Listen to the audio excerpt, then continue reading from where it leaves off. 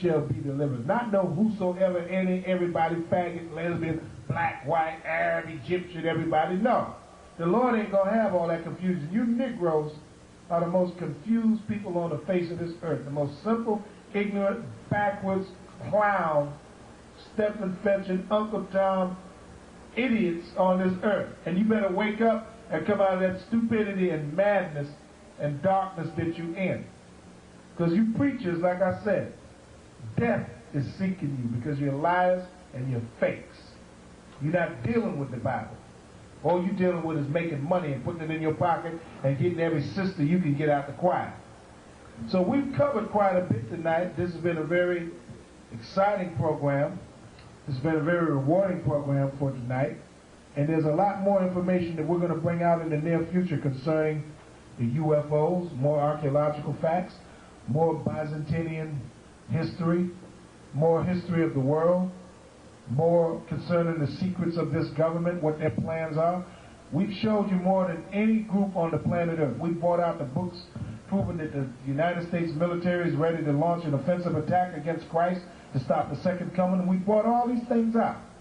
And if you keep watching The Real Jews Are Black and Black Watch and the other TV shows that we have, you brothers and sisters will be enlightened. We urge you to come to the Israeli School on 1 West 125th Street, room 211, where you can be fed spiritual knowledge that's going to save your life. With that, and send us donations in, because we need those things. We need donations. You Negroes that got money, send that money or die. As simple as that. You're going to send your money in, or either you're going to be hunted down. Eventually, by the power of the Most High, you're going to be hunted down and put to death. Because you don't know what to do with your money anyway. You run around trying to impress these little hand-me-down women that you got in the street. If you're looking for a virgin, you're out of your mind. There's no virgins walking these streets now. All you got is hand-me-downs. That's all you got. Women wanting to wear construction boots and build bridges and all that. Gangster women and all that madness. Throw me down. Throw me down. You ain't got no virgins, none of you. All you getting is freaks and whores that somebody else done had and left, like you make a will out to yourself. They done willed her to you. Right. Now you got her and her demons. Right. Don't worry about the so-called Negro woman. If she don't want to go along, what you got to say? You got 12 tribes you can choose from. All of them got Satan in them right now, but you're going to have all of them in order after a while. You got Judah, which is the Negro, Benjamin, which is the West Indian, Levi, which is the Haitian, Simeon, Dominicans, very beautiful. Zebulon, Guatemala, Panama, beautiful. Ephraim, I don't have to say, speak for themselves. You know they're beautiful. Manasseh, Cubans. Gad, the North American Indian. Reuben, the Seminole Indians out of Florida. Naphtali, Argentina, Chile. Ahrayah, Colombia, Brazil. Issachar, Mexicans. Go up to number 1 again, Judah. Right there. If that nigger woman, Judah, don't want to listen, remember what I said today. You got 12 tribes you can deal with. You can put her in a box somewhere and deal with the other 12 and then put a muzzle on her mouth. Don't worry about her. She's just following after the auspices of Satan right now because she's possessed and need an exorcism. That's why the Lord smitten her hair and took that. That's why they wear wigs and extensions. Don't worry about that. Don't worry, black woman. We still love you now. We still love you, but we just got to perform an exorcism on you and get you right so that the Lord can bless you and put some hair on your head and everything and make you into a beautiful woman again. You still our woman. And you're going to be our woman. And you're going to bow down and worship the black man. You're going to worship us. That's what you're supposed to be. You're supposed to be an instrument that we're supposed to use and play with when we get ready. That's what men are for. Men is to give you wisdom, knowledge, understanding, and you're supposed to lean on them for that. You're supposed to make them feel like a king. I don't got to go into a million scriptures on it, but when you read Isaiah, the 3rd chapter, you find out why you don't have no hair. Because of your nasty attitude and your big mouth. You got to come out of that. Get out of them combat boots. Get out of that. Put back on the dress and be a woman again and learn your identity. Come to the Israeli school where you will meet real men. You little punks out there in the street ain't nothing but gremlins. But until the next time, in the next segment, I want to say shalom to all the brothers and sisters, power to Israel, and may the white man roast in hell eternally.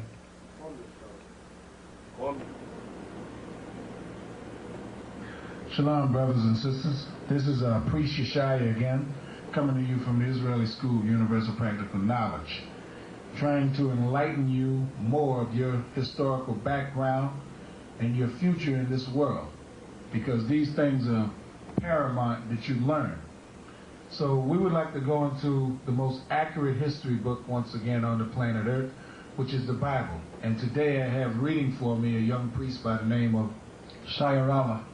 Ahrayah is a young priest that's going to read. And it's part of our custom that when the prophets spoke or spoke to publicly to people, they had an eloquent reader. Not that they could not read, but it was just part of our custom.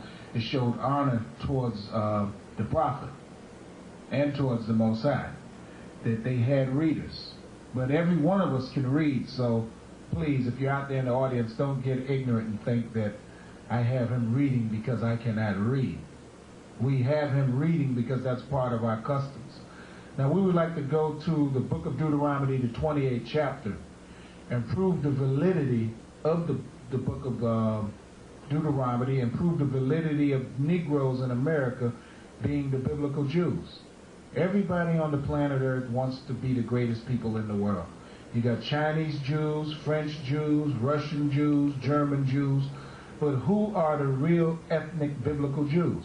Who are the original? According to bibliography and archaeology and anthropology, and all of those different studies, we come to the conclusion beyond a shadow of a doubt that Negroes throughout North, Central, and South America are the biblical Jews, which make up one tribe, Judah. And underneath that tribe, there's 11 other tribes.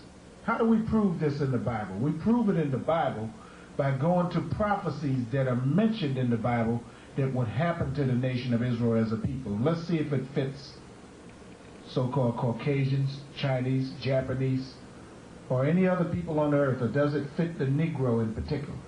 Deuteronomy, the 28th chapter, and the 15th verse says, "But it shall come to pass, if thou wilt not hearken unto the voice of the Lord thy power, to observe and to do all his commandments and his statutes which I command thee this day." Now, he read there, unto the Lord thy power. It says God in the book, but the word God means the powers, Ahrayah, which means the powers.